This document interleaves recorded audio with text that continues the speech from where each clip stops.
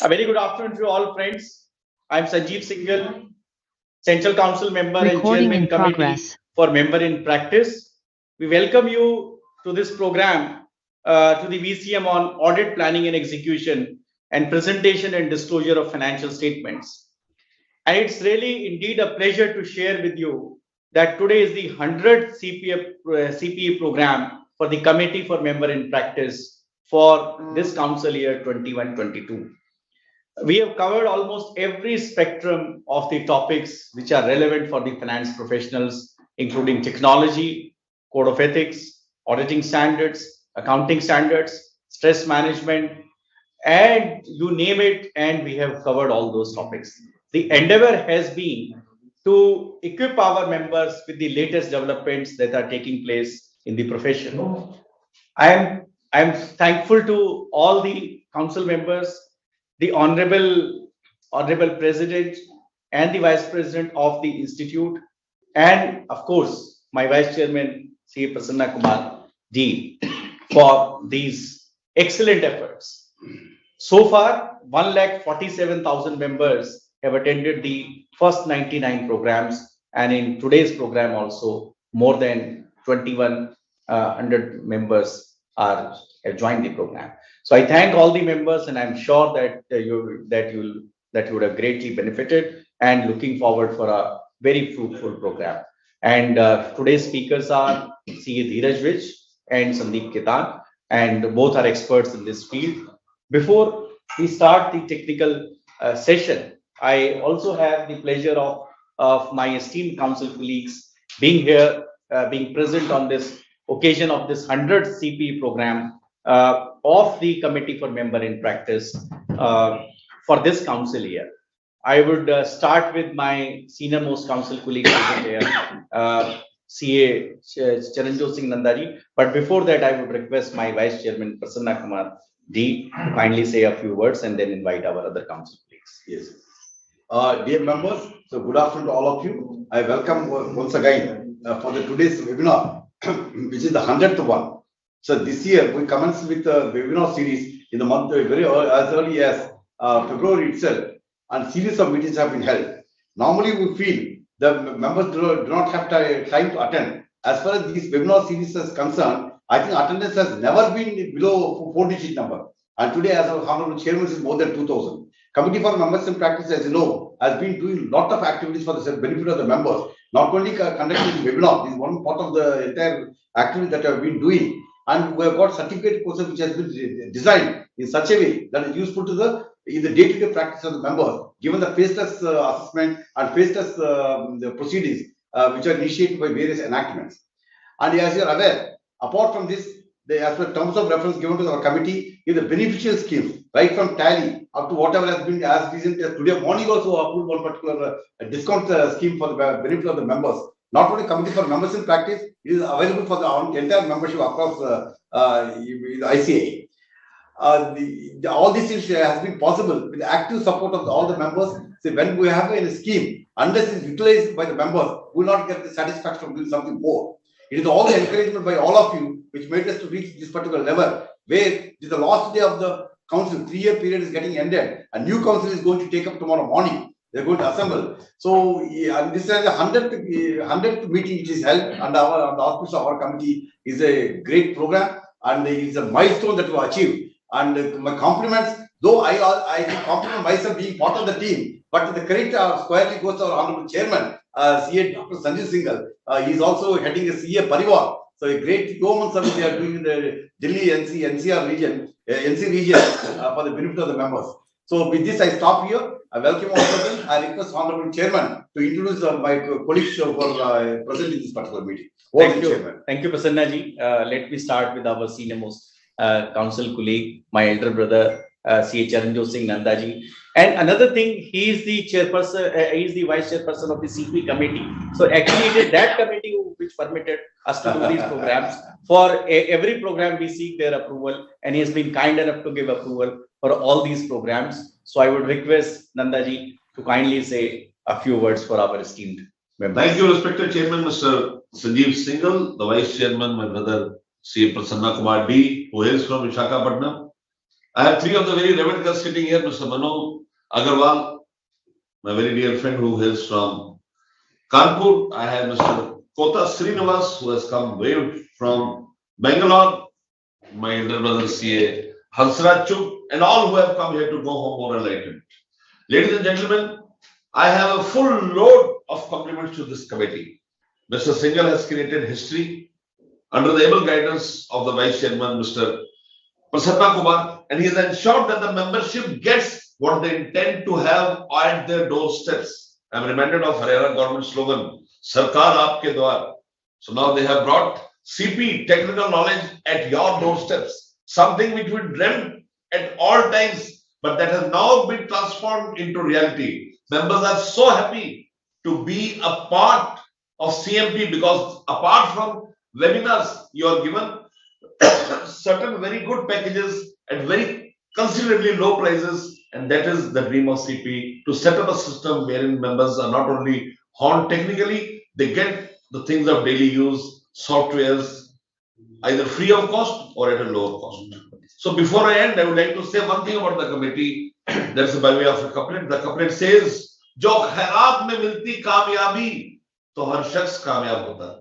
I will give the English version for people who are from non-Hindi backgrounds. The couplet says, "Jo khairat mein milti kamyabi, to har shakhs kamyab hota, फिर न कद्र होती हुनर की और ना ही कोई शख्स लाजवाब होता."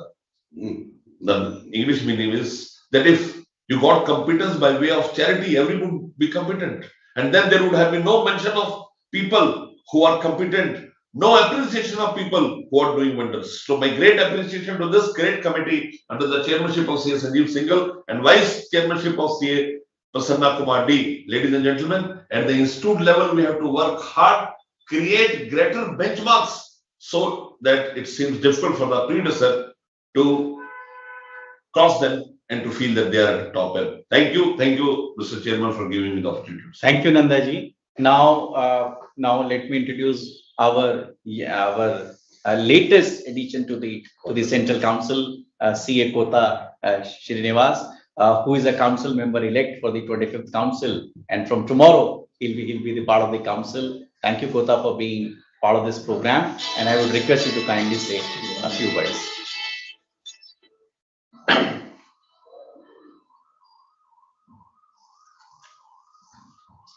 Good afternoon, members. First of all, let me compliment the committee for doing this 100th webinar.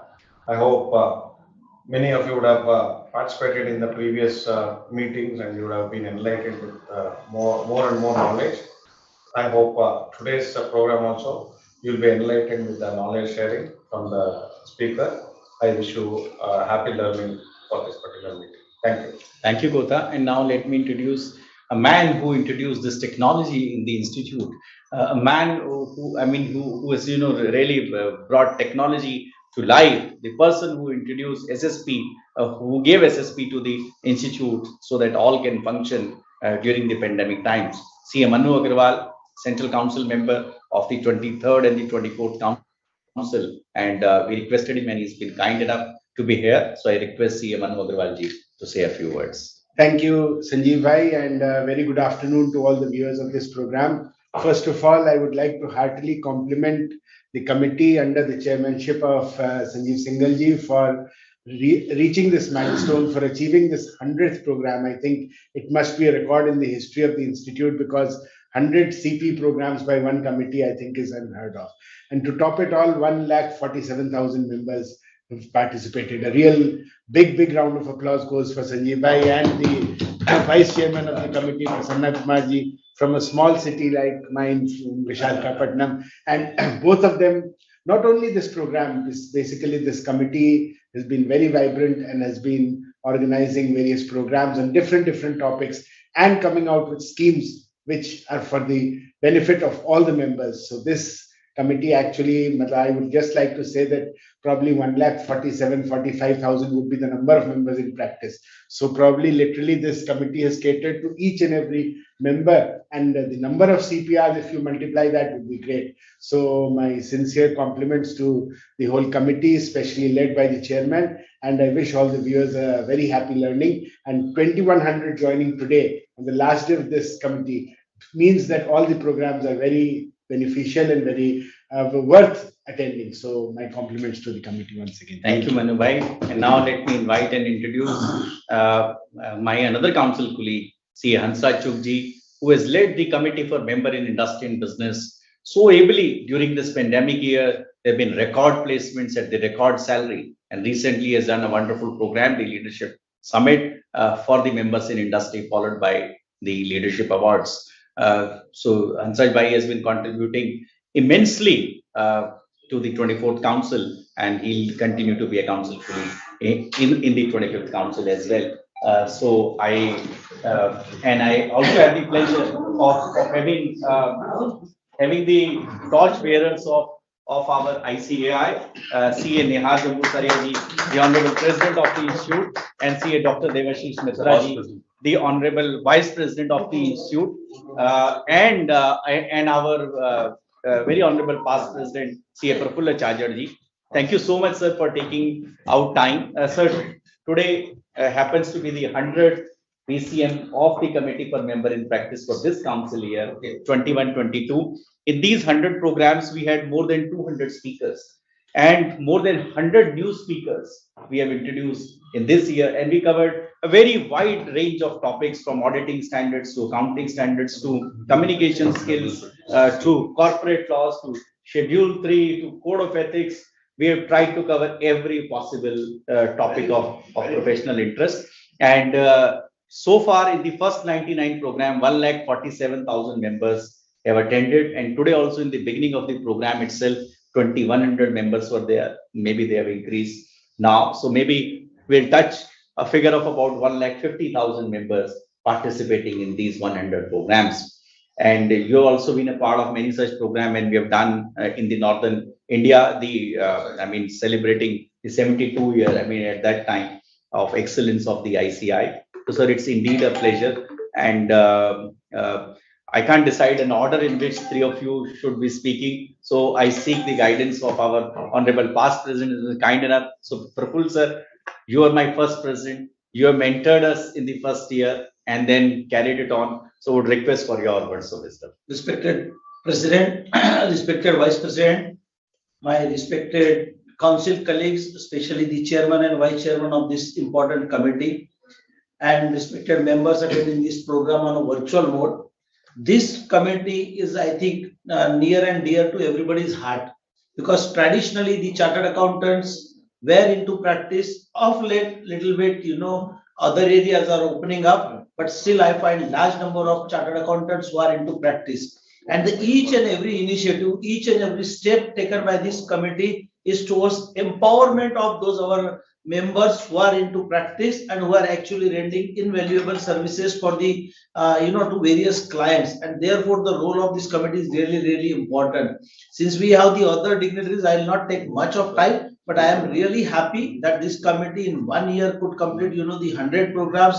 And as the data was telling, they are now touch basing about 150,000 members itself deserve a lot of compliments. So probably the chairman, sir, I am also member in practice. So maybe on behalf of everybody, I would like to congratulate you, the vice chairman, and the entire committee members, and of course the super guidance which you received from both the president and vice president. And dear friends, look forward for your continuous support for the ICI. I'm quite sure together we make a different profession in times to come. With this, once again, thank you very much for inviting me here, and thank you for your honor. Thank you so much, Praful, sir. In fact, we have indeed touched 150,000. Now there are 2,500 plus members. And sir, thank you so much, sir. And thank you. And Dr. Devashish Mitra, sir, the Honorable Vice President, will be taking over as a President, sir. Over to you. Thank you very much, Sanjeev Singhal, the chairman of this committee, the Vice Chairman, Prasanna Kumar, and the Honorable President of the Institute of Chartered Accountants of India, Nehar Jambusaria, Honorable Past President, Praful Chajar, my council colleagues, Charanjit Singh Nanda, Hansraj Chug, Rajesh Sharma, and of course, Kota Srinivas, who's just got elected and is oven fresh as long as the council is concerned. I'm sure he will do very good as long as he is the council. 100 CP programs. And in some of the programs, I was there, attending or participating. And the passion that was shown by this committee led by Sanjeev Singhal and Prasanna Kumar is really, really admirable.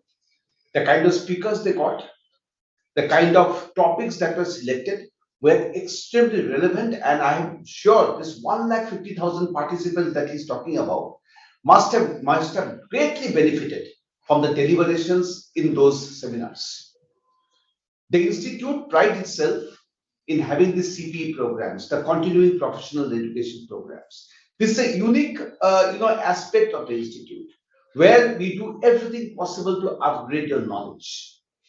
And to all of you who have attended these programs and also enjoyed them and upgraded your knowledge, thank you very much for siding with this very important committee. To all the faculties who have given their time to ensure that all of us are upgraded, I say thank you very much. And I have no doubt that this very important committee will rise and shine further and do everything possible to ensure that the flag of the institute and the flag of the profession is kept flying very high. Once again, all the very best to all of you, and I see in all your future endeavors. Thank you very much. Thank you so much, sir. Honorable Vice President, sir.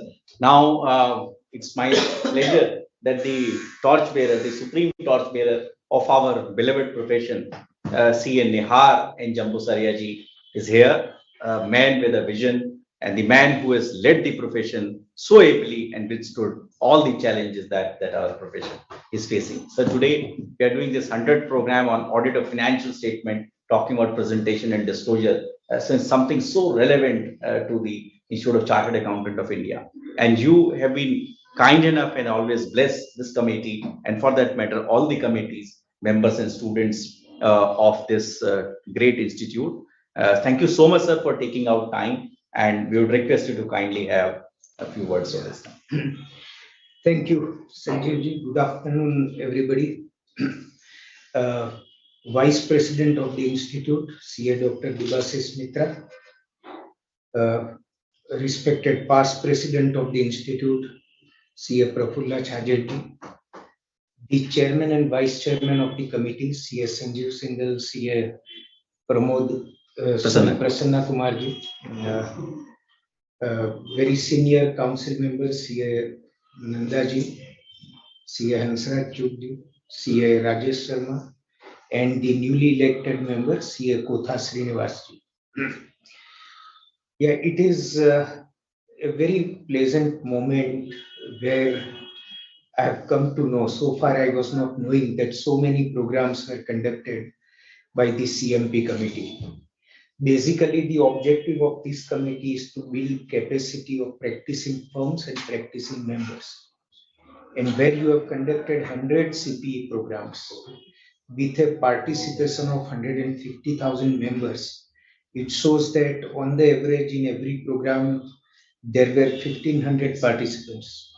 So this shows the kind of subjects, the range of subjects which were selected for discussion, particularly this 100 subject which you have selected. It is the core area of practice. The purpose for which institute was started in 1949, that is to carry out audit function. And from time to time in 73 years, this particular area has undergone so much change that members require continuous guidance on auditing, reporting, disclosures, and everything related to audit. So I'm sure that today's program will be so useful to the members who are attending. And I compliment and congratulate the chairman and vice chairman and members of this committee for hitting century and having this 100 program and doing the work of capacity building of members on a continuous basis. Thank you.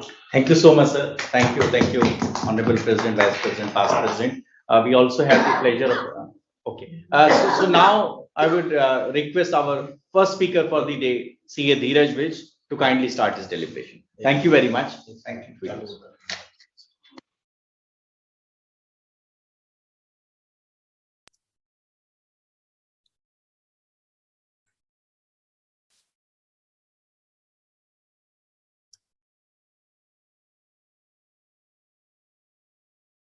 Dheeraj, if it is okay with you, can I take up my session? Because that is what I think I'd agreed with Anil.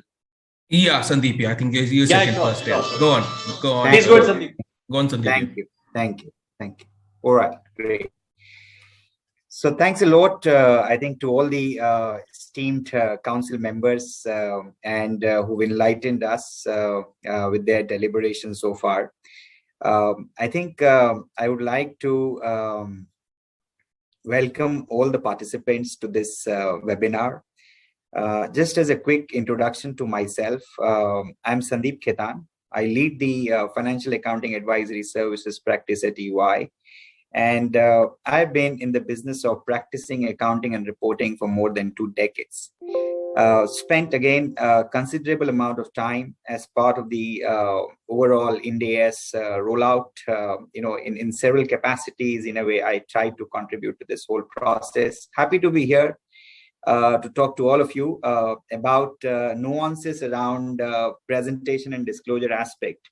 For the purpose of preparation of financial statement under Companies Act, looking at revised Schedule 3 is what I'm going to look at. And then also, I think the few other things I thought will be worth looking at, including some of the recent amendments around related party disclosures, which again will have an impact on financial statements as what needs to be done. I'm not sure if I can take your questions, but I'll let the Institute coordinate that. And if you have, feel free to write, and then we will try and see if we can address that as a follow-up to this deliberation. So I think when we all kind of look at this whole presentation and disclosure of financial statement, IND-AS is now fairly established. I think it's been in practice for last 5-6 years. I think a lot of companies gotten used to it, and all the members, of course, in practice or in service, kind of being applying as part of the preparation of the financial statement. But the standards keeps on evolving. The presentation element of all of this keeps on evolving. So we have a recent in a way changes for which the Institute has also published the application guide in relation to the nuances of the revised Schedule 3, some of the new disclosures, changes, why some of this in a way has been introduced. So what I'm going to do is to talk about some of that in a way as we progress in this deliberation. So I'm going to share a slide deck which we put together for the purpose of this.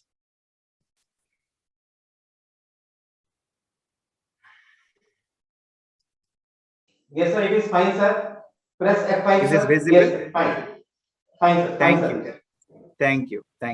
Thank you.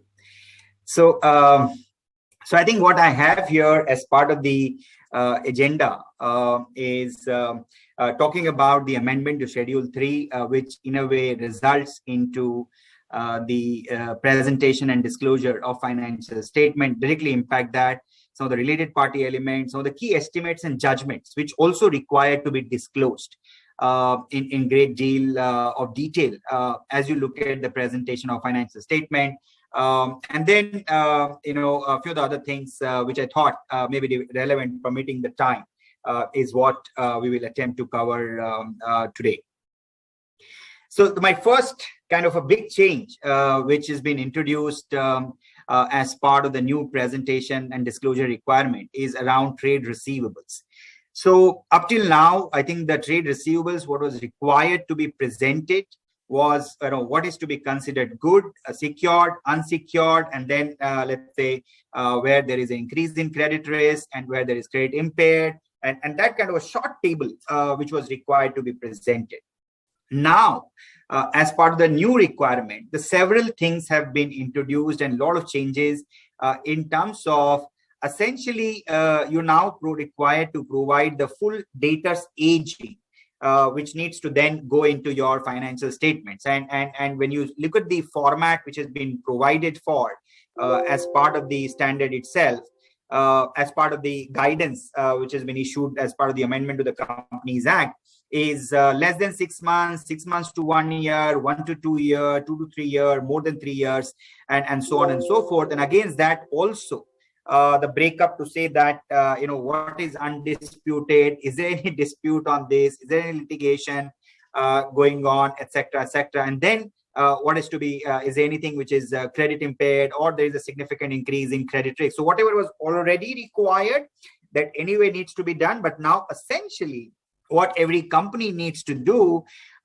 is to fully disclose their debtors aging as part of the financial statement, which of course is going to make the information available to the stakeholders, from a financial reporting perspective, and hence the responsibility to the auditors in a way to make sure that this has been appropriately captured, understood, aging. Many times we experience challenge when you are looking at a continuous customer, right? And whether whether the invoices have been adjusted properly or not. So if you raise an invoice of, let's say, 100 rupees on a customer X, and every month you're doing that, and then let's say customer makes a lump sum payment of 300 rupees, right? So it is attributable to which invoice, again, can become a matter of judgment, and can then kind of challenge in terms of putting this whole schedule together. And hence it will be important for companies to start looking at this and to build a robust process of allocation of payment, which, if there's a lump sum payments, in a way that a lot of clients, a lot of customers do make lump sum payments. And then how do you attribute this so that one can identify, is there a short payment, is there a dispute, is there a non-acceptance of invoice by the customer? So all of that is ideally now supposed to come out through this disclosure. Unbilled dues also now needs to be disclosed separately. So there are a lot of incremental information which needs to be provided for. Moving forward, another important change which has been introduced is the whole aging schedule, which now needs to also be provided for capital work in progress and intangible asset under development. So I think essentially what has happened, is because of some of these accidents we've had in reporting. For example, some of the companies which kind of didn't do well and are undergoing a lot of bankruptcy situation under Insolvency Act, and a lot of these new disclosures in a way been introduced to make sure that if there are those constraints and there are those in a way stress in the balance sheet of companies, they need to come out sooner than later. Fortunately, I think last 2 years from an industry standpoint, it's been reasonably good, except few sectors. A lot of balance sheets are getting deleveraged, etc. So so I think that is falling in place. But the disclosures are now becoming mandatory, as some of this in a way they were delayed from an implementation perspective because of COVID.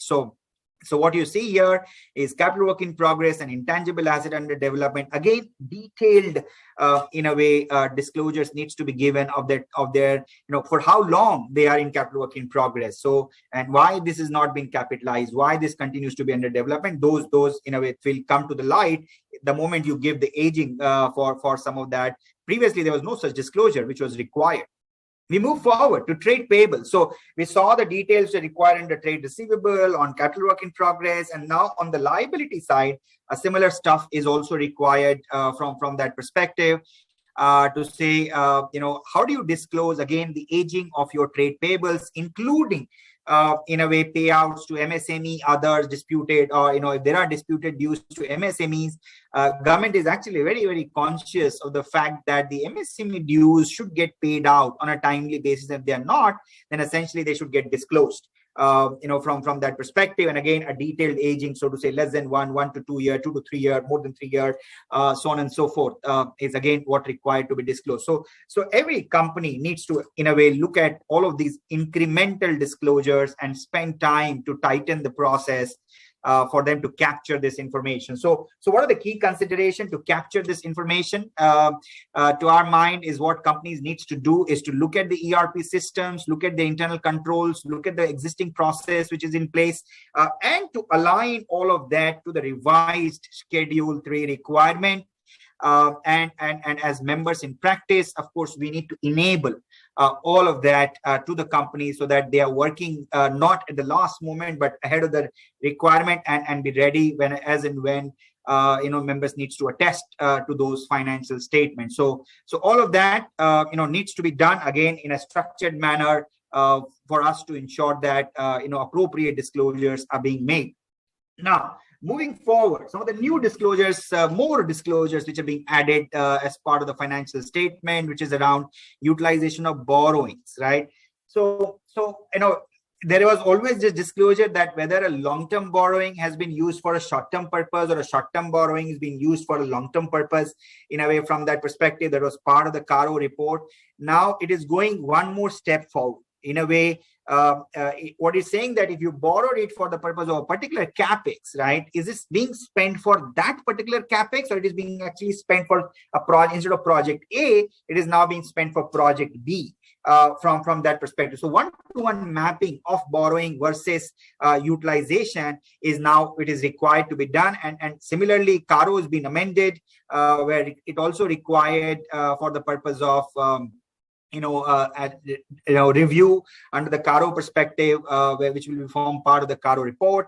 And similarly, the maturities of the long-term borrowing also now needs to be looked at and needs to be disclosed. Currently, it was forming part of other current finance liabilities, but now it needs to be disclosed separately and independent of your other current financial liabilities in a way from that perspective. So all of the current maturities of the long-term borrowing also now need to be separately disclosed as part of the financial statement presentation.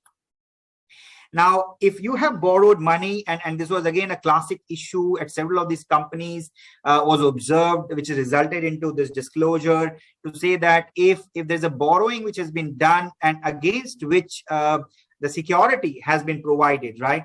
So the question, let's say you borrowed 100 crores against your debtors or against inventory or against other, so to say, movable asset from that perspective. And that is where the disclosure is to say that whether quarterly return or statement of current asset filed by the company with the banks or financial institution are in agreement with the books of account. So that has also been added as additional responsibility to kind of look at that. And then that is also required to be looked at it from a Caro perspective. And this needs to be in a way disclosed from a financial reporting perspective, that this has been reconciled or aligned to the bank statements, which is furnished by the company to the respective banks as part of their quarterly, disclosure to respective banks. Similarly, the utilization of the borrowed funds and the securities premium, like what is the date on which this funds been advanced, the purpose for which again this has been used, the intermediaries or the beneficiaries.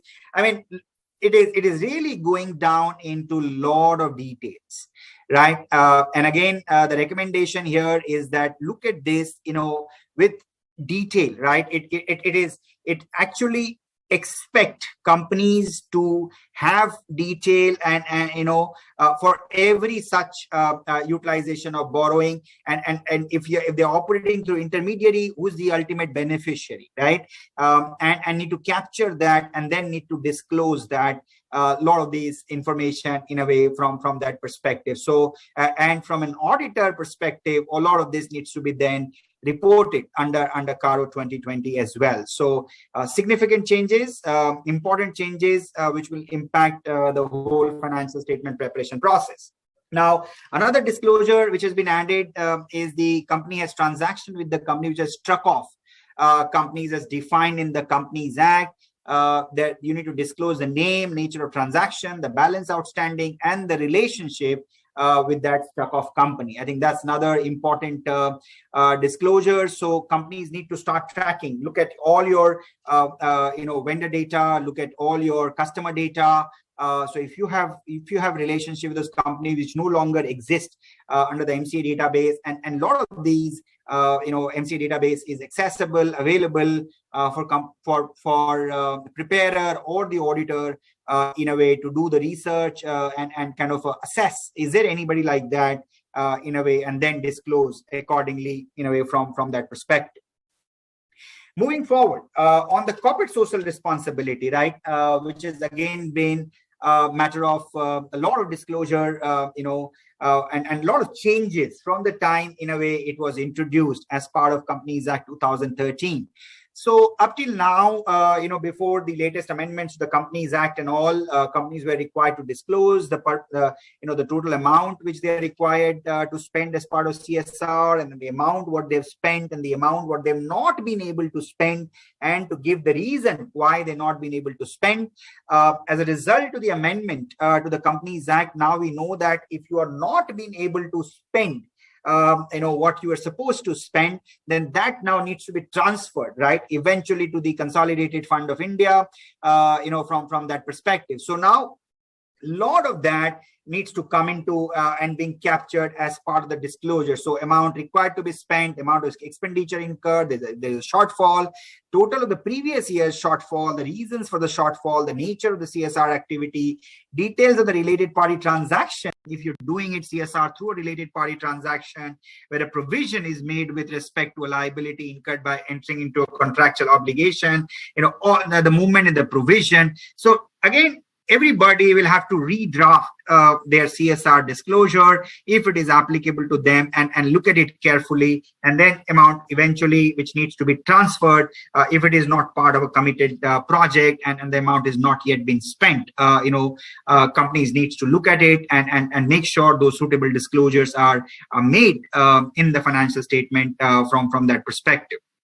There are going to be, again, CARO reporting considerations from an audit perspective. The auditor needs to, again, look at this. If there's any amount unspent, it has been transferred to a special account, or if it is not going to be spent, again, it will be transferred, as I said, to the account designated as specified under Companies Act 2013. So all of that needs to be done. Now, a new disclosure, another disclosure which has been added is around ratios. Okay, so companies need to now disclose whole host of ratios which are being required under the revised Schedule 3, which is your current ratio, debt equity, debt service coverage ratio, ROE, return on equity, inventory turnover, trade receivable turnover, so on and so forth. The list is long, right? The guidance note which was released by the ICAI, I think one of the important expectation, I think against these ratios, that these ratios should be observable from your financial statement. So if I want to understand, what all is actually going as part of your current ratio, as part of your current assets, as part of your current liabilities, now which are account captions are being added as part of current asset, which are account captions being added as part of current liability, and how you computed debt service coverage ratio, which are your account captions being considered here, which are not being considered here. So you need to, in a way, your objective should be, the financial reporting should be transparent, so that anybody who wants to recompute these ratios looking at your financial statement should be able to do so, right? I think that's the intended objective. I'm sure there will be interpretation challenges. There will be some of those matters which may come up in the first year of implementation, but I think the practice will evolve, and the guidance note will be of lot of help, I think, to the members in the practice as well as the preparers of the financial statement to look at that very, very closely and in a way help compare and compute these ratios on a consistent basis. Moving forward, lot more disclosure, lot more new disclosures, promoter shareholding, right? Essentially, I think what this Schedule 3 is trying to do possibly is that, whatever needs to be done for a listed company, a lot of that is now become applicable to any company in a way which is following Schedule 3 Ind AS in a way from that perspective. So promoter shareholding, we need to give details of shareholding of promoters along with changes during the financial year. Promoter here means promoter is defined under the Companies Act. So there was no such requirement, right, under the Companies Act for this disclosure to be made. Neither this is a requirement under Ind AS for that matter, but now this has been added. And again, and the good part for all of these new disclosure is that there is a template, right? There is a template which is being made available, that how do you need to capture the information, how you need to present, all of this information, so that it is in a way giving a meaningful understanding to the readers of the financial statement. And more importantly, I think the information is is consistent, right, across different companies, across sectors, from that perspective. Now, there's an incremental disclosure in a way being added in terms of loans and advances to related parties, promoters, directors, KMPs, right? That again has been added, and now more details needs to be provided for. Previously, we need to provide the related party disclosure, and these were clubbed in a way, related party under category, right, based on relationships and then the type of transactions and all. Now there has to be detail to be given for the type of borrower as a promoter, director, KMP, and so on and so forth. And then, how much is been advanced, how much is been outstanding, so on and so forth, again, needs to be provided for. There are incremental reporting requirements from a CARO 2020 perspective as well. Now, there's another interesting disclosure, right, which is being added, which is the title deed of immovable property not held in the company name. So if you're looking at a company and they claim the ownership of a property, but it is not in the name of the company, that again specifically required to be disclosed, right? That's again a new disclosure. Which is in a way being added under the existing Ind AS 16. I think the requirement was to disclose a restriction on title and PPE pledged as security for liabilities. But now, if you say that I'm the rightful owner of property, but it's not captured, you're not the title owner, then that needs to be identified and to be disclosed. And then if there are statement of changes in equity, equity share capital, there are newer disclosures being added in relation to the prior period errors, in relation to the restated balances. So whole host of, in a way, new disclosure one needs to take note of. And then there are a few more changes, right? If they're Benami property, you need to disclose. If they're cryptocurrency or virtual currency, now you need to separately disclose. If you are we all know under Companies Act, right, there's a restriction to say that you can't have more than 2 layers of companies, and there are some exceptions to that rule. But in a way, if you now need to disclose that whether you're in compliance with the layer of companies rule or not, and if you're not, again, you need to look at that, and also you need to report that under CARO 2020. If you've done a scheme of merger, amalgamation, etc., you need to disclose that as well, that am I in compliance or not. Interesting change, right, to say on undisclosed income. So if you do your financial statement and you're doing your bookkeeping and so on and so forth, and now let's say tomorrow there is an income tax raid on the company, and now the company is actually acknowledged, look, there is a 50 crore or 100 crore, I don't know what amount, this was an income which was not accounted for. Now that also now needs to be disclosed as part of the financial statement, right? And then there are reporting requirement added as part of the CARO 2020. And then, the last bit, which is what is covered here, is in terms of the registration of charges with the registrar. Let's say any such thing which needs to be done, and if it is pending, now that also, in a way, needs to be disclosed as part of your financial statement, right? So lots of disclosures. Some more amendments around rounding off, or around to say how do you round off the numbers which are presented. Now you can round off with reference to the total income, right, instead of turnover. Lease liabilities needs to be now presented separately. Previously it was clubbed with the financial liabilities. So within the financial liabilities, you need to have a separate category now for lease liabilities. Security deposit, you need to present in a way under other financial assets. If there are fair valuation of investment property, you need to say that whether the fair valuation has been done with a registered valuer or not. Similarly, if you are doing a revaluation of PPE, you need to separately again acknowledge that whether the registered valuer has been involved or not. And if you've been unfortunately been called upon as a willful defaulter, then that also needs to be acknowledged and disclosed as part of your financial statement, right? So when I just kind of look at all of these disclosures, right, a lot of this, the first section, which was your trade receivable, trade payable, on your capital work in progress, and your intangible asset under development. I think most of this will be applicable to every company, right?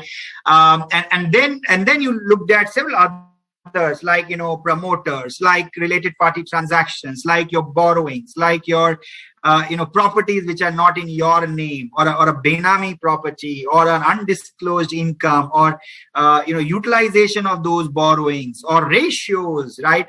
A whole host of new disclosures. So and we have to do all of this for 31st March 2022, right? So again, the importance that every company needs to plan this, and the members in the practice, or our chartered accountant friends who are listening to this, they need to educate the companies that this is all needs to be done, help them, and kind of course, develop our own understanding, and then make sure our clients are ready to kind of prepare all of this, so that the compliance with the presentation and disclosure requirement with Companies Act is in a way being achieved and being maintained from that perspective. So whatever I said and covered was applicable to the standalone financial statement, right? Similarly, whole host of these changes are also applicable to consolidated financial statement, but some of them are not applicable, right? So what is not applicable? That's the good news. For example, like ratios are not applicable. You don't need to possibly do this for for the consolidated financial statement. Similarly, registration of charges, you don't need to do this because many times it is possible, right, that I have a foreign subsidiary. Now in that, for that subsidiary, there may not be such regulations in that jurisdiction, and hence they may not be doing it. And then the whole disclosures will become very, very voluminous, right? And hence, some of these are in a way being dropped, but a lot of them are being kept, not only for standalone, but also for consolidated, which is what you see in the first box here, which is your disclosure of shareholding of promoters, trade payable, receivable schedule, revaluation, whether you're using the registered valuer, etc., loans and advances, and details of Benami property, the willful defaulter, the relationship with the stock of companies, the number of layer of companies, and whole host of things needs to be done. And some of the other disclosure, what you say in box 2 here, is only to be given if they are material, right? So everybody needs to assess this, look at the materiality, and we all understand and acknowledge that materiality is extremely important concept, right? From a presentation disclosure perspective, because you just don't want to disclose anything and everything which is just not material or relevant from a stakeholder's perspective, right? And hence some of these exceptions comes very handy, but at the same time this results into application of judgment, right? Some quantitative, some qualitative is what one needs to look at. So that is what I had as part of the changes, right, which are being introduced under Companies Act, which now companies needs to look at for the purpose of preparation of financial statement. Now I'm going to move forward, talk to you about changes which are being introduced as part of the related party disclosures. Again, all of this also needs to be made as part of your financial statement. Now, most of these disclosures are applicable to listed companies, right? Listed companies. And some of this also has a window to say that some of them are immediately applicable and some of them are applicable from 2023. So if you look at the framework on related party disclosures, right? So you have Companies Act along with the rules 2013, then you have SEBI LODR regulations, and then we have accounting standard Ind AS 24 or AS 18, right? From that perspective. And then on top of it, we have the income tax regulations, the indirect tax. So whole host of related party regulations are there to ensure that all related party transactions are at arm's length. That's one, in a way, broad objective. And the second objective of all of this is that all related party transactions are being identified and being disclosed as well. So a lot of focus, right, across the board, across regulations is what we are seeing. And this is only in a way coming together, being tightened. So I think when I look at across the spectrum, right, to my mind, I think India now has the most toughest regulations around disclosure practices on related party transactions. So we don't have a bar on doing the related party transaction. We can of course do the related party transaction, but on the disclosures, now the regulations are very, very comprehensive, and in a way, I would say the best in class is what now we have. When you look at from a stakeholder's perspective, of course, from a preparer perspective, there is a lot more possibly now needs to be done because of these changes. So what are these changes? What is it one needs to keep in mind? The definition of related parties undergoing a change. So instead of a 20% shareholding consideration, now that has been reduced to 10% from April 1, 2023. So that's one big, in a way, change from that perspective, right? Now, when you look at the approval of shareholders for related party transactions, so instead of 1,000 crore, instead of a 10% limit, which was there of the turnover, etc., right? Now that has been, for some of the large companies, that 10% was very high number, and they were not required to get a lot of these approvals. And now that has been changed to 1,000 crore or 10%, whichever is lower, in a way, from that perspective. Similarly, the approval of the audit committee, that was anyway required. It's been reinforced. It is now not only reinforced for the main company related party transaction, but now if your subsidiary of the listed company is also doing a related party transaction, and if that is in a way material within the context of the materiality threshold as set out here, that also now needs to be approved by the main audit committee.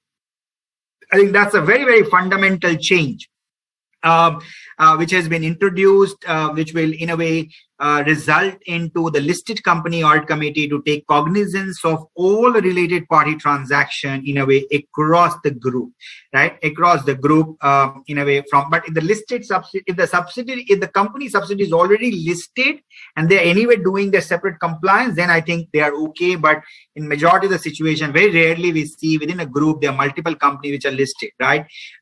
So I think this again will impact a lot of companies in terms of overhauling their existing process around related party transaction, and then a lot of these disclosure, right? So there is a format which has been specified, and they need to disclose that. It is also applicable to a debt listed entity for some of these disclosures, and listed entity makes the disclosures every 6 months, right? Within 15 days from the date of publication of its standalone and consolidated financial results. So what we're trying to say is that these are very, very comprehensive set of changes which are introduced, and one needs to take note of it and to ensure compliance from a financial reporting perspective. And this is the format which has been introduced by SEBI, which now needs to be taken note of for the purpose of filing by every listed company in a way from that perspective. So, and this has to be done at an interval of every 6 months from that perspective. Now, Companies Act, under Section 134, also required all of this to be disclosed, and similarly, a lot of disclosures which are required under Ind AS 24. So I think the whole objective here for every company, the preparer as well as the auditor, is to make sure that they capture the data in degree of detail, the whole understanding of who are my related party, what are my related party transaction, what are the quantitative thresholds, what is the approval matrix. All of that needs to now fall in place, and for different purpose, you need to in a way disclose it appropriately to meet the requirement under different regulations, which are applicable to those companies. Moving forward, so now what we have covered so far is some of the key changes from a Schedule 3 perspective applicable to financial reporting. We also covered some of the key changes under the SEBI regulations, which are again going to impact your disclosures under related party. Now I'm going to talk about some other additional consideration one needs to keep in mind when you're looking at your financial statement preparation. What other disclosures you need to possibly focus more, right? So, ordinarily, whenever you're looking at disclosures, there is and we all know accounting is an inexact science, right? in a way, there are a lot of estimates and judgment which are being involved in terms of preparation of financial statements. So the responsibility of both the preparer and the auditor is to make sure those estimates and judgments which are being applied, right, which are material, which can impact the outcome this way or that way, and those are in a way being suitably disclosed, right? So similarly, on an expected credit loss, which are required under Ind AS 109 for financial instrument, they are being captured, disclosed, how some of these COVID factors, the macro factors, how this has been leveraged from the historical practice, what modeling companies have done, that needs to come out. Similarly, on the recovery of deferred tax asset and liability, how some of that may get impacted because of changing business environment needs to be covered. On fair value measurement itself, right? A lot of things are changing, whether you're changing the interest rate, whether you're changing the other factors, the growth, the sector in which you're operating in. There are different kind of challenges because of the uncertainty in the business environment we all are dealing with for last 2 years. So a lot of that needs to get captured in. On revenue recognition, you need to again disclose if there are estimates in a way being involved from your, let's say, your percentage completion basis, etc. So we need to capture that and kind of disclose that. If there are disruptions in your business activities as a result of COVID-19, if that has an impact, again needs to be captured and disclosed. Lease accounting related estimates needs to be captured and disclosed. For employee benefits, for retirals especially, a lot of these needs to be captured and disclosed. So what we're only trying to say that estimates and judgment is an area which has a lot of subjectivity. So the expectation of Ind AS, the expectation under Ind AS 1, wherever we are preparing the financial statement, that a lot of this in a way is being disclosed as part of your disclosure of accounting policies, etc. from that perspective. There's another interesting disclosure which has been introduced through Ind AS 107, which also needs to be captured, which is on IBOR reforms. As we know that the interbank offer let's say if you have borrowed money at a variable rate of interest, and that variable rate of interest is actually linked to LIBOR, right? Now the LIBOR, which is the London Interbank Offer Rate, that LIBOR as a reference is actually going to go away, right? And if that is going to go away, how is going to impact your financial reporting? How is going to impact, let's say, if you're doing hedge accounting, how is that going to impact your hedge accounting, right? How are you going to impact your potential interest obligations, so on, and how you're dealing with this whole transition from one reference benchmark rate, which was out there, which was there in your contract. Now that is changing. So a lot of that disclosures are being added as part of phase 1 and phase 2. The phase 1 is before they are being replaced. You got to do a certain set of disclosures. Phase 2 is when actually the LIBOR is being replaced with another reference rate. You got to disclose the impact of that as well as part of your financial statement disclosures under Ind AS 107. So we need to understand what is going to impact the companies, and accordingly, companies, the preparers, needs to capture this and disclose it appropriately in the financial statements, right? I got this last topic, before I hand it over to Dheeraj. This is on climate change and accounting considerations. So we all are aware, right, that the pandemic, in a way, has brought in the whole concept of ESG, which is environmental sustainability and governance, in a way at the forefront of whatever we are doing, right? In that, let's say, we all heard that we've got 100 seminar or webinars in a way being done as part of this group. And interesting part of all of this, if in the traditional way of doing a lot of this, you would have done this by way of conferences in hotels or institute premises or other way, so much of carbon footprint would have been generated, right? But now we have the ability to leverage technologies, and we are saving, right, so much of carbon footprint, because now we've been able to do a lot of this thing, and we all got accustomed to used to doing this digitally, right? So now I think the whole point I'm just trying to make is that how our business practices are going to get impacted, or how our business is going to get impacted because of climate change. that also now needs to be captured, that also now needs to be understood by companies, though there is not a whole lot of clarity as to what all one needs to disclose or not disclose. But I think there's a lot of interest in terms of understanding a lot of this, and companies are working. There is of course the SEBI requirement on BRSR, which needs to be looked at. Recently, ISB in a way has formed a separate committee which is going to look at a lot of these standards, which eventually going to come and then needs to be applied by companies from a reporting perspective. So one needs to watch out this space and then kind of look at this very, very carefully. A lot of investors' expectation is to have access to some of this information and can actually the impact their understanding, their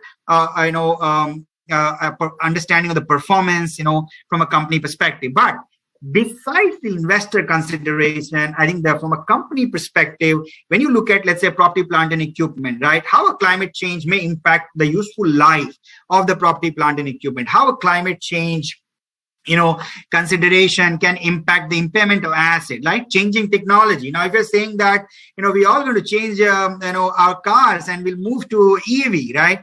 If you're going to move to electric vehicles, this may have a significant impact on the existing investments made by companies. As we know, there are hundreds of components which are required in a traditional automobile, and when it comes to EV, there are very few components which are required. So is that going to significantly impact the industry? Yes, it is going to significantly impact, but one needs to visualize that over what time frame some of this is going to happen, how some of this is going to impact the business environment, some of this decision making by the government. Let's say if the government were to come out of the policy, how some of that, let's say if the government has said that by 2030, 25% of the cars in the country are going to be EV, right? Now, what does that mean? That means that there is going to be disruption.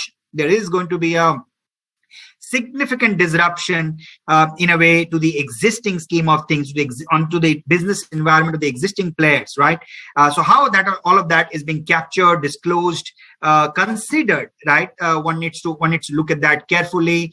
Similarly, on provisions and contingent liabilities, because of changing regulations, do I have additional obligation to look at? Do I have additional contingencies to factor in? Is there a likely litigation risk which I'm running if I continue to operate the business in the changing environment, right? One needs to look at that, and how all of this is being factored in fair value assessment is again needs to be looked at, by companies as they look at the fair value assessment of different asset class. Is there a consideration there as well? So broadly, that is what I wanted to cover as part of today's deliberation with all of you. Very excited to be here and talk to you about, what all we've covered as part of this deliberation. And again, whether it is on Schedule 3 amendment, whether it is on related party disclosures, whether it is around estimates and judgments, whether it is around IBOR reforms, so on and so forth. So I hope that you guys would have benefited out of this. And as I said, feel free to raise your questions, and I will now use this opportunity to hand it back to Anil, or to Dheeraj for a follow-up session. Thank you so much, sir, for the wonderful deliberation. So there are two queries relating to you, sir. One member is asking any clarification on requirement of revised Schedule 3, especially on transaction with stock of companies. When you say any clarification, that needs to be disclosed. I think that is very much there in the requirement, that if a company is doing transaction with a stock of company, and the key is that how are you doing that transaction, right? I think that itself, in the company existence itself is then now being challenged, right? So essentially, that is what needs to be disclosed as to how those transactions are being executed and why you continue to do business with those companies. So another member is asking, sir, can you give some guidance that is in the nutshell, in the very in brief, how to take care while presentation of the financial statements or while disclosure of the financial statements? What tips you would like to give to all the members that we should take care while presentation of this? Right. of course, there is no shortcut to this tip.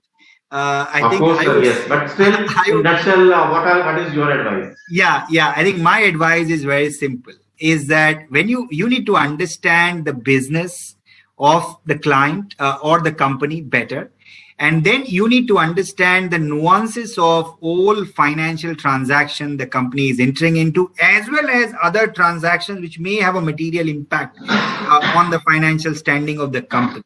Right. Once you have gathered that detailed understanding, then you need to look at whether all of that has been captured in sufficient degree of detail from a presentation of financial statement, so that as a reader, when I'm reading that, I do get understanding of the business and how this business is being run, and what are the risks which are there in that business, or those account captions or balances which are being maintained by the company. Now, more importantly, you also then need to make sure for all material transactions, the disclosures are in compliance with respective accounting standards. It is not only to say that, I know this and hence I have disclosed. That is not sufficient, because it is not only about the substance, right? It is many times, it is also about, let's say, this is the format in which you need to disclose for CSR. This is the format in which I need to give my accounting ratios. I think one needs to develop a good understanding of the technical aspect of some of these disclosure and capture them as you prepare the financial statement in a way, or for whether from a preparer perspective or from an auditor perspective. Hope that helps. Yes, sir. Thank you so much, Sandeep ji, for such a wonderful deliberation and knowledgeable deliberation. And once again, thank you so much for sparing your valuable time and acceding to our request on a very, very short notice, and enlightening all of us on various with your advice on this financial statement disclosure and presentation. Thank you so much, Sandeep. Thank you so much. Thank you. Pleasure. Moving on to the next technical session, we are having with us Dheeraj ji, and Dheeraj ji is going to enlighten all of us regarding the audit, the various parts of very important part in today's life, that is the how to start the audit, that is the audit planning and execution, how to initiate and how to execute. So we are having with us Shri Dheeraj ji. He is a qualified chartered accountant and holds a management degree from Bradford School of Management, UK, and he has more than 18 years of experience and have worked with the organization like PwC, HDN Technology, British Telecom, and currently working with British Council Shared Service Center as head centers of excellence finance delivery. So, without wasting much more time, may I request Dheeraj ji to please start his deliberation. Over to Dheeraj ji, please.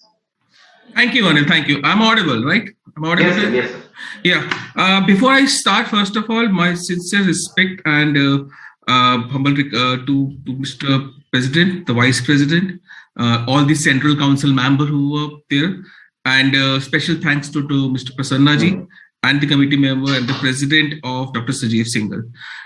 Thanks for giving an opportunity.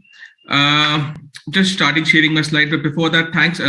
As you know, I'm Dheeraj, right? Currently working in a shared service center headquartered in the UK. What I tried to cover in this particular session is about the planning and the execution of the audit.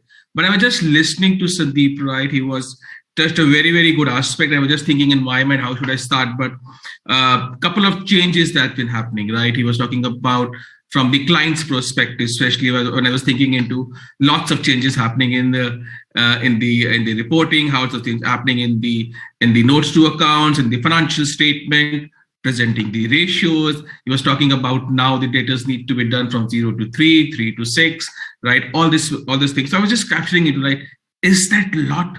Is that a lot for the client? Like, I come from the industry background, right? It's I know, we as an accountant, right? We know that it's our responsibility to prepare this account. It's our responsibility, the management responsibility. Auditors come and give their opinion, right? But how do we capture? How do we do that? So probably at that stage, right? What I'm trying to cover in next maybe 30 minutes or 25 to 30 minutes, how do, maybe from the client's perspective or auditor's perspective, how do we cover that? And probably coming from my experience, I've almost been there from last 15 years. How does a shared service center now plays a big role in that, right? Let me share my screen and let me know if it's visible, right?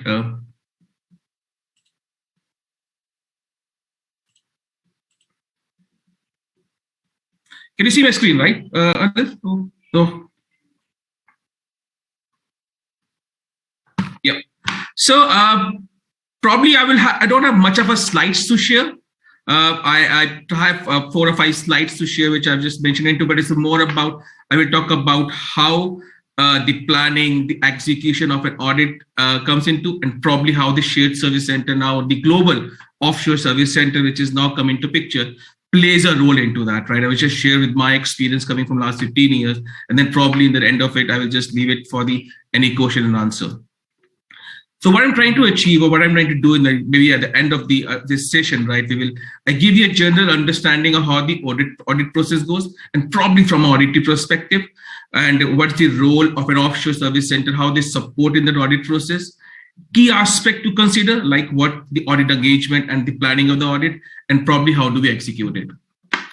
But before I just jump into this, just giving a brief overview of the offshore centers now comes in picture. We always hear the term like a shared service center or a global business services or an offshore captive center, right? So what does they do, right? What do they actually do, right? The normal myth is that the invoice processing comes into, or maybe an invoice comes from the vendor, they process those invoices, they have the ERP, or normally they have the AR process, the typical of maybe recording those in that. But I think that has moved. That's a move very, very far away. Very far away from last maybe a decade I can look into, right? Now when we see our offshore centers, maybe it's whether it's in India or whether it's in Philippines or any across the globe, right, where the parent company, the US parent company or the UK parent company plans to do it, right? Now they have probably moved much ahead to it. Now with the ERP, right? I heard Sandeep talking about how do we get those information, right? Probably most of this information would be there in the ERP, but how do we get that? Right. So what's the role of those offshore center, the team sitting out here, helping maybe from the global, the parent entity, or preparing the consolidated financial statement? How do we actually do that? Right. How we actually get those things matter into that statement and then give it to the auditors for checking and sampling and probably giving their opinion into it. So now if we look into the era, right, where we're sitting right now, and probably from the last 24 months, right, we are in the pandemic, the things have really changed, right? The office or the face-to-face interaction is probably be limited now. We are opening up, but then the things have moved upon, right?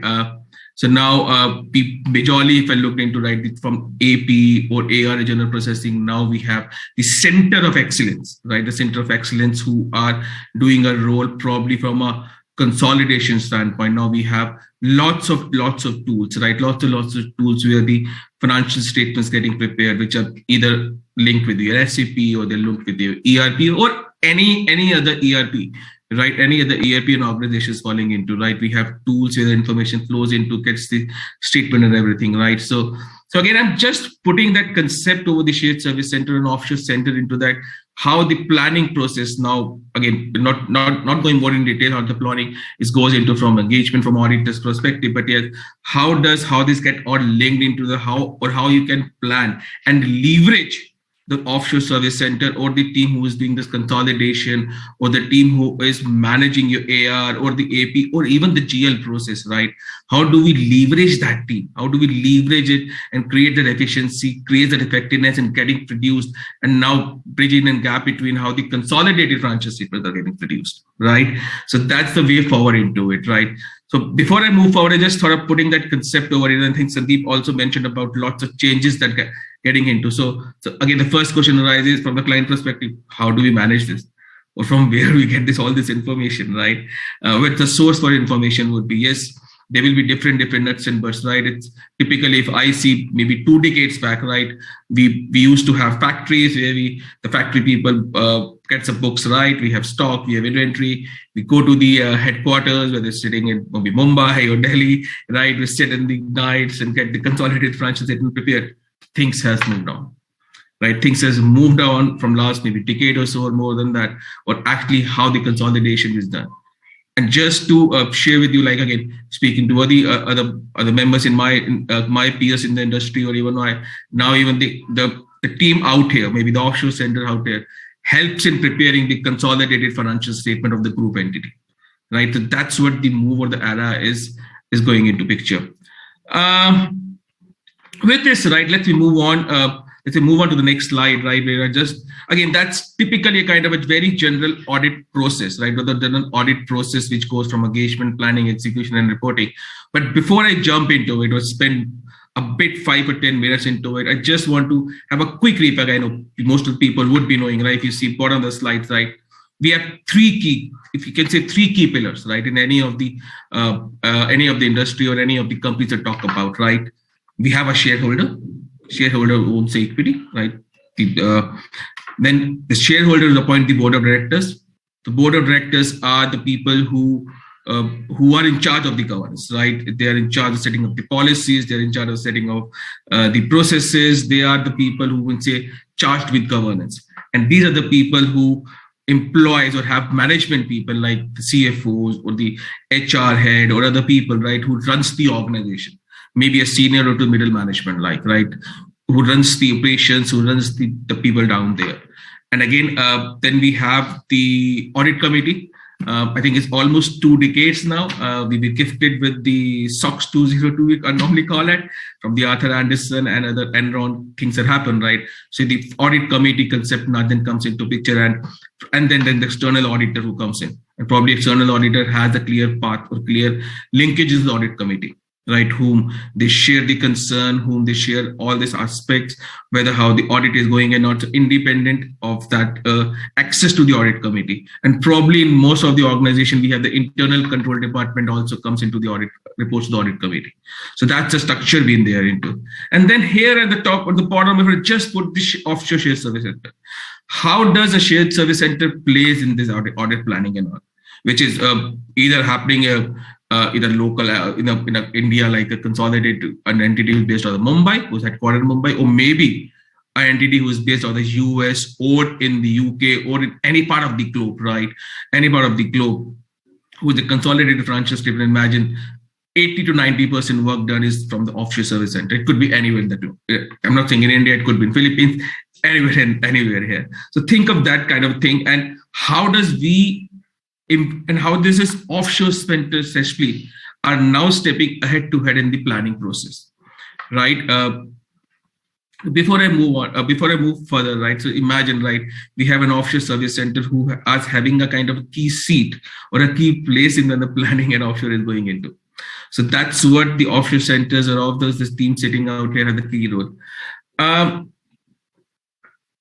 Basically, what I see, right, the concept is going, right, if you see these centers, right, we have entire end-to-end structure being there. We have the AP, we have the AR, we have the GL.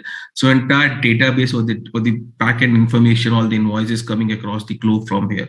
So these are the center who has the hub. These are the center who has the actual database, access to all this limited information, the entire information which is present in the country, right? So even the auditors also have comfort level in sitting at one place. The audit methodology has changed, right? Where the auditors, when they start planning the processes, they look into which all countries they have to go, right? Or which all places they have to go. Now they have see one hub where they can just come over and have information at one place itself, right? So typically now just moving on to the audit process, right? From client's perspective, you see, again, there could be multiple heads to it, guys. We can broken down to different things, but typically, if I see 4 different stages, right? When you talk about engagement, yes, we have the appointment and acceptance where the auditors, if it's a new auditors, right, we will look into what the client is. They will look into what's the structure of the client it goes into. They might go to the previous auditors to understand if they have left, why they have left, or access to any other information. Right, even from the client perspective, there are different again standards or processes that have been defined internationally or within India, or how we how we appoint an auditor. So I'm not going in that much detail, but yes, we have the appointment. Once the appointment being there, whether it's for tax audit or whether it's for the statutory audit, or whether it's for other kind of assignments being done. So ultimately, it's the engagement, right? It's the engagement that's been done. And once the engagement is done in, right, I'm talking about from the client's perspective, lots of planning goes. right? Like auditors just come and they check the documents, have the things being audited, samples and everything, which again I will go more in detail in execution. But lots of planning goes from the executions, from the planning standpoint, from the client perspective as well, right? The bigger picture, the strategy, the program. How do we plan that, right? How do we the questions like who will be managing, right? Who will be the face of that particular audit? How do we ensure that the documents that's been presented, right, has been given to them adequate presentation, right? Even in the execution, right? I will go more in detail in the execution. The samples, the evidence been sharing, and which is now become very, very, very challenging as it moves into the offline mode, as you say that, right? There's no face-to-face interaction, right? We have the records being placed in the office. So how do we ensure this goes to the sample? And then it becomes more tricky, right? I would say it's definitely challenging, but not impossible. It becomes more tricky when you have the international auditors sitting 10,000 miles away and you're having MS Teams meeting or a Zoom team meeting, right? And where you have to share those documents with them. How do we say that? IT, how do we plan the IT execution? The IT team comes into maybe in the planning and execution, right? Now, if I see in any of the organization or offshore center, IT teams play a very, very vital role. How do we give that big data running into GBs, right? How we make them access to that, right? Which is quite important. And then finally, right, once everything is done, the reporting. So I'm not going more in detail, right? Once everything has been there, the MRL, there's this normally talk about the management representation letter that's been given by the management, which then the subsequent followed by the audit report. So that's the end to it, right? So with this, guys, spend almost 5 to 10 minutes here. But I try to put a big picture into it, right? How the normal general audit process goes into, right? Again, as I mentioned, we can buffer down or then bring down from the planning or execution or from other things. Like there could be different stages, but in a nutshell, right? These are the 4 pillars where we normally see the entire financial year from January to December, so April to March, right? Everything flows into, and then you have big books signed by the management, with their annual reports, as we say that. Then I also touched upon how an offshore service center is now in taking a big leap, right, in getting this audit process, and also getting a seat, right, getting a probably their own presence when this audit process is normally happening, maybe in a UK headquarter or in the US headquarter, right?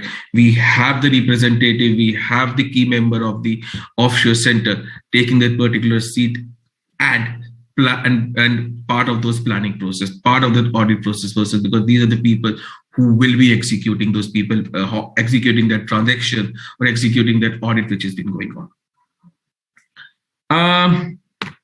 Moving on to the audit planning part, right? Again, as I mentioned to you, when you talk about your audit planning, I'm talking more from the how offshore shared service center or offshore center gets into the planning process. Again, I touched base upon earlier about the audit, how this process of the audit goes into. But yes, when we talk about here, look at guys, right? When you talk about any of the processes, right? It's not just, as I mentioned, it's not just AP or AR or the GL, right? It's normally not the human. So you normally heard of the word HRSS, right? Or HR process has been coming into the appointment letters across the globe now being generated from the shared service center sitting out of any offshore location, right? So these are all the places. So just giving an example to you, right? When we all know, right? When auditors come, they will audit the payroll, right? It's very simple. They audit the payroll. They will see the base. They will check into what my employees are. They will normally do a random. I still remember, right? We normally do a random sample of checking the appointment letters, right? We have to get the appointment letters all at one place now. Getting guys. So if, say, for example, you're doing it for X, Y, or Z countries across the globe, everything is now be generated from here. We have most of the organizations now, right? They have the ERP, they have the kind of centralized technology from where this got it. So HR, you see in this slide, HR, right? They play a very, very important role, right? Admin, right? Finance. So wherever the auditors or the global auditor from global perspective comes, right? They plan a visit. If I see from my experience on last maybe a decade, and I speak to my peers in the industry, first location, right, the international auditors select is where is the offshore center being based. They want to visit that, right? Not the corporate headquarters. Definitely corporate headquarters plays a key role, right? Where is the offshore center? They probably would come here, right? Because that's the hub. That's the hub vacancy there. Second, right, when you talk about from the client perspective, previous audit papers, right, it plays a very important role, right? What actually been given last time to the auditors? What are the schedules been given? Is there any changes to that schedule, right? Is there anything else auditors are seeking for, right? So these are the things which probably from that perspective will be when everything has been done, right? You also have heard Sandeep, right? They're talking about ratios, right? And one of the analytical procedure which any of the global auditor or even based out of India will do is the analytical procedure, right? Very simple, budget versus actual. How from where do you get the budget?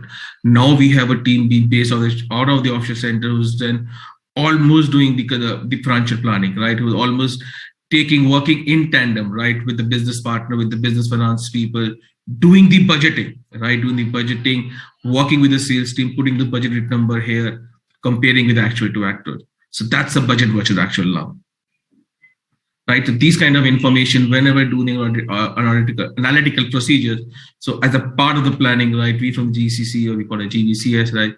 We have those information. Get this information ready, right? Get your information ready because as a part of the audit or as a part of this, auditors would be seeking it. Strategy, bigger picture. I think that's quite important now. That's quite important because as from our client perspective, we should have also a strategy, right? How we are putting across pieces across to the auditor, how we are getting those pictures, getting those samples, or getting those documentation, the requirement block of PC of just putting all the blocks into, and probably what I would have seen right now, even if the client or the people can think of having a kind of mini kind of audit division within the offshore center, especially taking care of that part of the audits or especially taking care of how the execution have been done into. We normally heard into, right, the controllers, the CFO sitting at the global location, looking into this, building up the strategy and all. But I feel now it's a very, very, the next, again, it has come down, right? It has come down now. But yes, now the shared service center or the global GBS, right, we call it, plays a very bigger picture in planning into. And then that's the third bucket that's talking about the audit program, the timing, the extent, the nature, right? When is the timing into the interim audit or the final audit? I think most of us, we know that the interim audit is been done, but yes, whenever the final audit been done, I have seen lots of issues. Maybe a couple of years back, right? We have Jan to December, auditor coming in January, right? Everything at one go, right? Everything at one go. It becomes a toll into. So probably like the concept of maybe auditors come in 9 months, they do it in the interim. When we go to the year end in December, they have 3 months to go. So that's what the timing and the planning goes. So that's what our organization or any of the person listening to do, whether we go for entry, maybe 6 months or 9 months, and then maybe after the year, right? The nature, right? How much they extend, right? How much of the samples? I know now based on the IT, lots of Big Four and other organization also now have their own methodology. They've made some tools, right? They have everywhere is a tool where they just select those samples, right? Maybe 10%, 15% the tool comes in and then, but how do we plan for that, right? That's also goes part of the bigger picture of the strategy, right? Who is going to provide that? How do we going to consolidate that? I will go through more in detail in the next and the execution one, right? How maybe sharing from my experience, how it's now been done, right? To make it more simple, and especially the challenge of the non-face-to-face or there is no kind of interaction, but how this goes executive, right? Probably just sharing from that. Test of internal controls. As I mentioned, like majority of the transaction is happening within the offshore center, right? Definitely is the testing of internal controls will lie where there, because that's here the controls are lying. We normally have heard of like the three-way matching process, otherwise very, very common, but where it's been done, that's done at a one particular center. How do we test controls? you may have a SOX, if a SOX UK US listed entity as part of 202, but lots of entities which are not getting SOX, they have their own framework. They have their own framework being maintained or being developed and designed of internal controls. It could be a kind of a self, or it could be a kind of an audit, but yes, they have internal controls being made. And then last but not the least, right, alignment between all the teams. Very, very important, guys. I see, right? I think a couple of times, right, there is bottlenecks, the chain getting been broken, right? So that's what a kind of from the experience of the past, how do we align all these different teams, whether it's HR or finance, or maybe any other team's been involved into that, maybe business assurance, any other team is involved in that. How do we get linked to it? The other focus areas, guys, it's really, really thought it's government is first of all is the auditor's schedule, right? Get a clear schedule when the auditors are coming, right? That will depend how your key members are available or not, because lots of times your key members are not available or they have other different plans not given to you. So it's very, very important to have a concrete date from the auditors. Another thing which I personally feel, right, is the progress update. You have everything going smooth, right? As an audit manager of a client from my industry perspective, but maybe a month and a half, there are lots of issues being raised, which are not heard of. That comes as a surprise, right? And then it goes straight away to the board. Like I being member, I still remember, right? I being member of the key management, almost 2 months, everything is going fine, everything is provided, but big list of issues. And it's a surprise to everyone. So that's key important, right? Have those interaction, and I would say semi-formal or formal kind of an update from the auditors coming into how is the audit getting progress? Are there any challenges being faced? Because normally those challenges becomes those issues. Definitely they would be, right? Definitely you will agree that maybe some of the aspect of your control, so some of the aspect has not been followed. That's okay, right? It's okay to give the right thing, right? It's wrong that things are not going right, but it's okay to present that. But again, from that perspective, I feel the updates, the alignment, maybe alternate meetings, or maybe once in a week formal meeting with the auditor, how the things are going. Is there any challenges? That should be a key part of the audit planning, right? Whether it's at the global headquarters or here, what the auditors are thinking, what are the challenges they are facing, are they getting the right documentation and all? They might raise they haven't got the documentation. If they haven't got the documentation, what are they challenging, how you're getting addressed into? So that's a kind of a factor, maybe a semi-informal or a formal you have to develop with an auditor once you go into. Like that's what on audit planning, right? Need to do.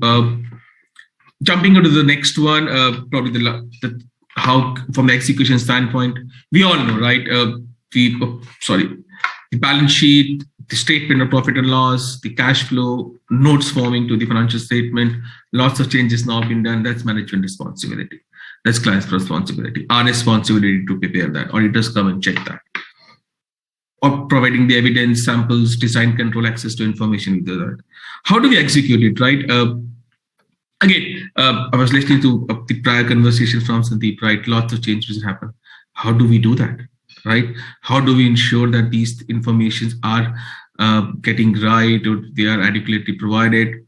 Another challenge which I just mentioned into which again, let me spend 5 more minutes in that, right? You're doing a remote audit, right? I see, right, after talking to lots of peers in my industry, everything is now offline, whether it's MS Teams or it's Zoom. You have auditors who used to visit and get those audited things being done, now it's been done offline, right? It's not on the globe, right? How do we do that? And again, how do we get those profit and loss statement when you're not meeting your peers? We just maybe take a 30-second detour and talk about now majority of the organizations have their own ERP, right? ERP, whether it's SAP or Oracle, and then been linked into lots of consolidation tool, right?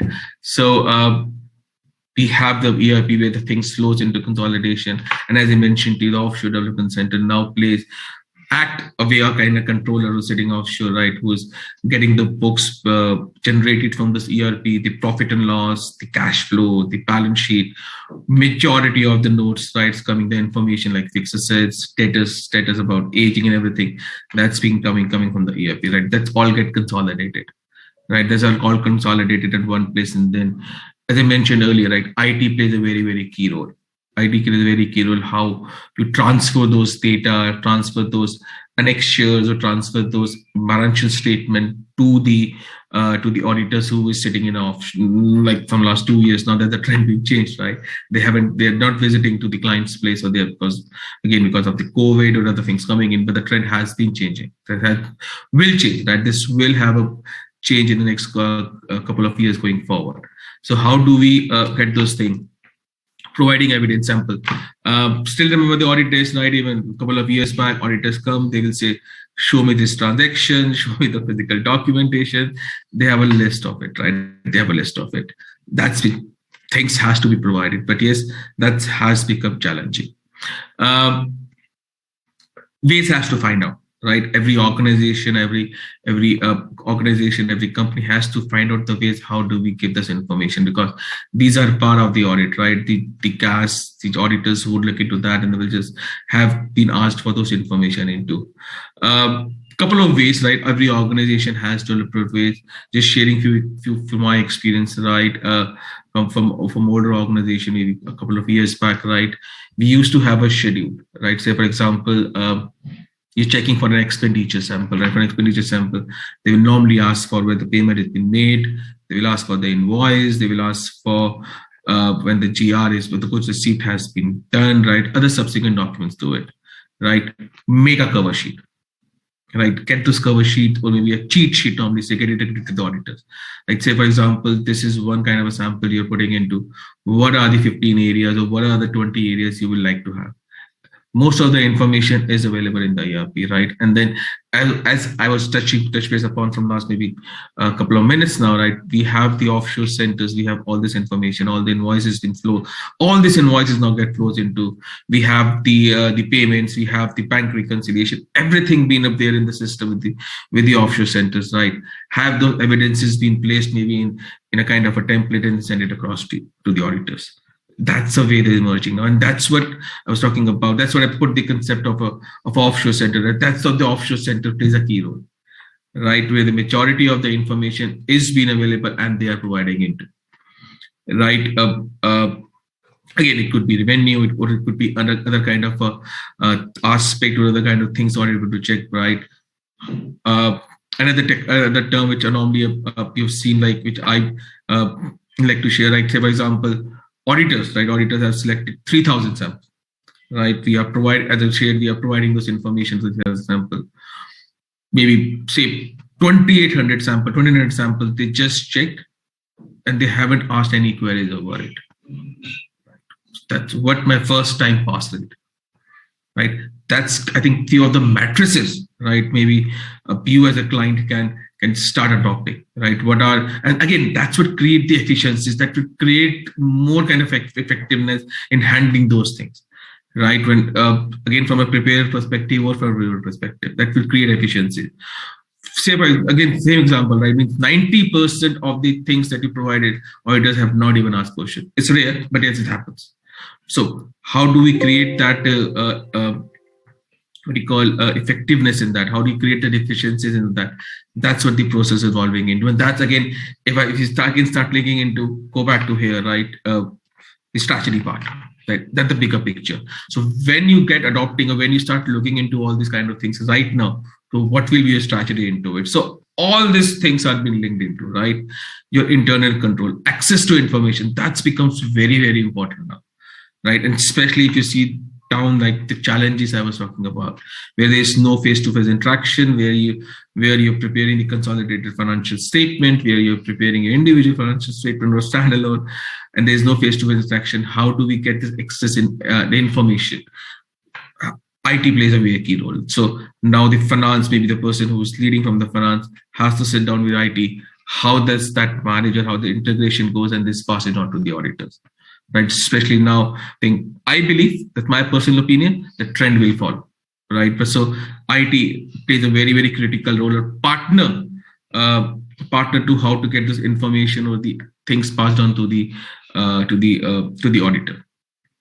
So guys, let me take a pause here. Correct. Probably I think that was my last slide, but let me have put 5 more minutes, like what I was trying to say. We have the audit, we have the audit planning execution, we are doing it, but how the things has evolved, from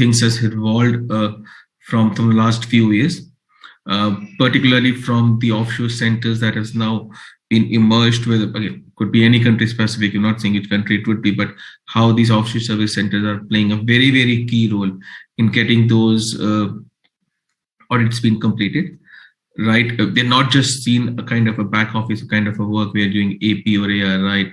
They are considered to be kind of a business partner, right? We're working into straight from the planning.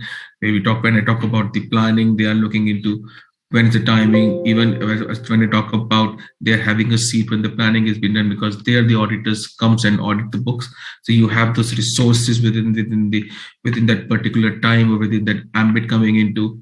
I talked about the sample size, how much is the work being done, or what the schedules to be made, or what are the things being expected from here. Get those laundry lists so that the organization or the client prepares everything, and then we run into the execution, right? They are teething challenges. They're teething challenges because of the changes been happening.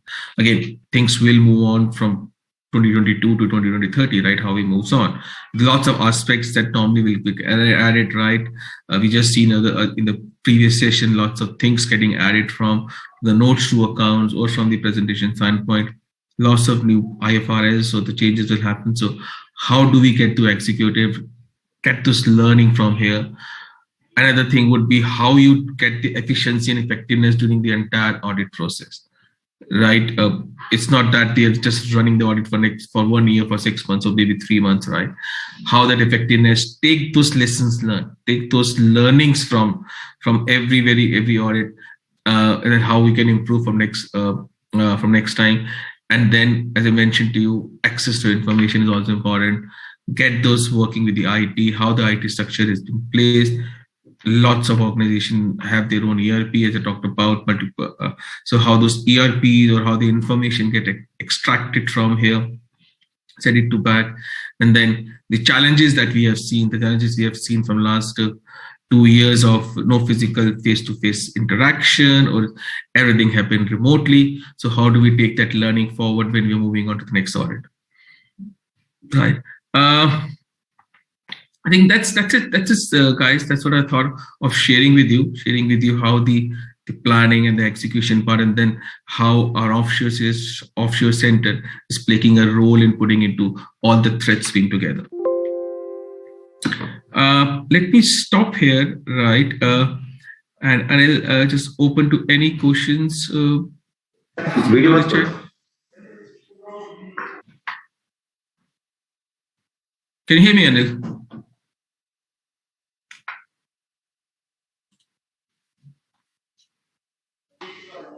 Can you hear me? Yes, I can hear you, Anil, now. Yeah. Sir, members are asking, sir, again from your side also, members are asking, give us some tips for the checklist, main 5-6 items, which are very important while going for the audit. Yeah. That's a good question, right? As I mentioned earlier, right? First of all, is understand when is the auditors are planning into, right? When is the auditors have planned their schedule into? Is there the key members who are participating in the audits available at that point of time? Understand what is the audit requirement, right? How much an auditor requirement could be, what all schedules the auditors are requesting into, right? So that you can plan how it's the schedules to be prepared. Understand from that perspective how much sample size they're looking in. Again, the sample size depends on the volume of the transactions, right? What is the volume and how you're segregating it into. Maybe you're segregating it between AP or AR or maybe a GL, which all heads into, like, how do you segregate? Another important thing is how do we segregate the teams to align that, right? Maybe a different team looking into, so that we have the efficiencies and effectiveness coming into.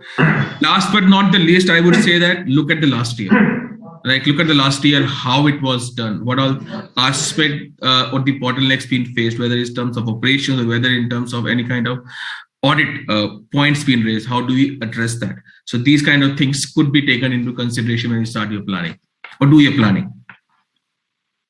Cool. Sir, another question. Member is asking, when we are going for this audit, and of course, we suppose there is a statutory audit, and bank audits are nearby approaching, because for the last 2 years there was a COVID pandemic, and most of the branches are far-flung branches, and during the COVID, if the members are visiting those far-flung branches, even in the COVID time period, and sometimes members feel that branch are reluctant and not ready to cooperate sometimes, and whether it is a statutory audit. So how do you feel, how to get into this, means how to cope with this situation when another person is reluctant or not ready to cooperate in some of the part of the audit? That's a very, very good question. Let me put it another way, right? I would not say reluctant, right?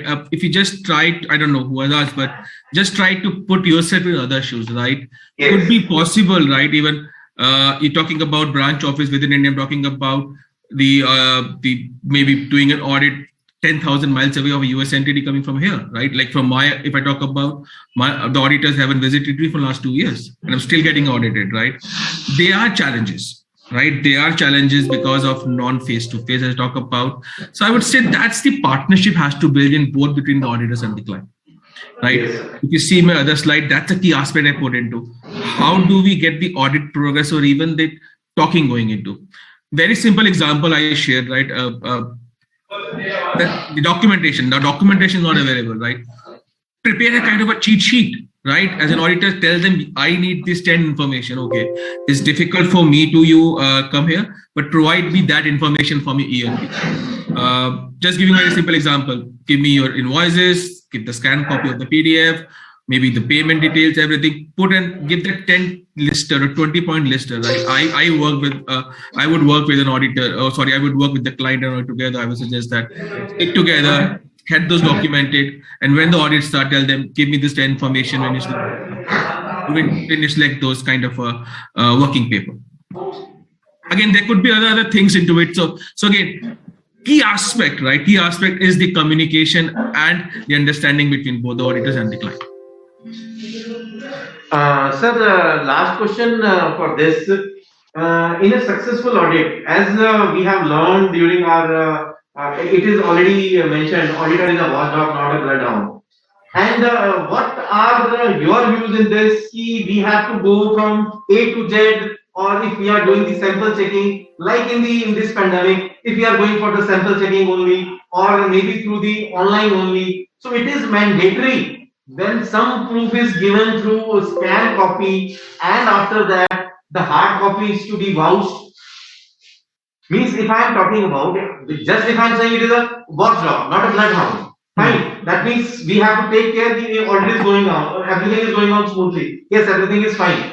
But in the same lines, if another person has submitted their vouchers or some proofs or some invoices or something which is required by the auditor through scanned copy, but after some time, hard copy is to be vouched or not? That's a very, very good question, right? It all depends how the auditors or maybe the internal controls are put into picture, right? Because we are not just testing, again, in the integrated financial statement, now we prepare both from the financial statement and the controls, how the controls are being placed into, right? If we consider that the PDF copies or the documents are good enough, right? Maybe you can have those things. Again, now the things have started moving into maybe on a test check basis, right? Select those particular things and visit the side office to see the physical documentation. But yes, from the last 2 years, maybe lots of organizations now getting into that virtual mode, the digital mode of getting into. So these were the few questions, sir. Thank you so much, sir. You have shared your vast experience and your valuable suggestions. Thank you so much from the core of my heart, and on behalf of Committee for Members in Practice, I extend my heartiest thanks towards you for spending your valuable time and wonderful deliberation. And once again, for acceding to our request on a very, very short notice and even due to the busy schedule. Thank you so much for joining our 100th webinar, 100 VCM, 100 CP program organized by CNP of ICM. Thank you so much, sir. Thank you so much. My pleasure. Thanks for calling me here. Thank you. Thank you. Namaste.